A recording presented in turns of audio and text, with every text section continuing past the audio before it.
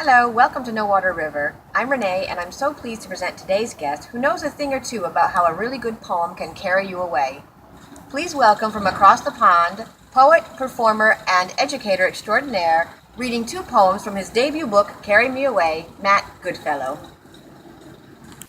Hi guys, I'm Matt Goodfellow. I'm coming to you from Stockport, which is in the northwest of England. I'm here today to share a poem with you from my new book, which is called Carry Me Away. It looks like this. It's got some beautiful illustrations in it by a good friend of mine called Sue Hardy-Dawson.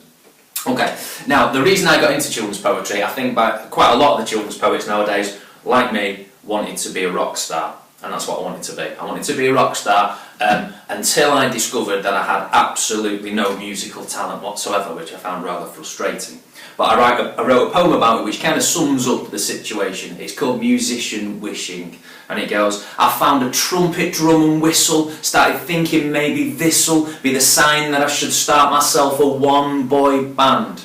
I grabbed a banjo from the attic, made a proper pleasing racket, and my mum, she must have loved it because she screamed and waved her hands.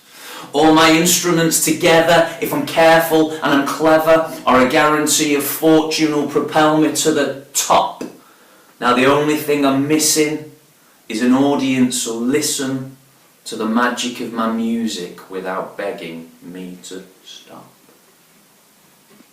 Okay, I'm going to read you another poem now. It's called Frustrated Magician, and this came about because I think I'm generally quite friendly, I'm quite happy and quite smiley. My wife will tell you it's actually all an elaborate scheme and that actually I'm pretty moody and grumpy.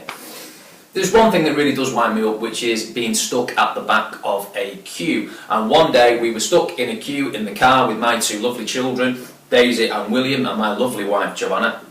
We got to a red light, another red light, another red light, and I said, wherever I go, whatever I do, I always end up at the back of a queue.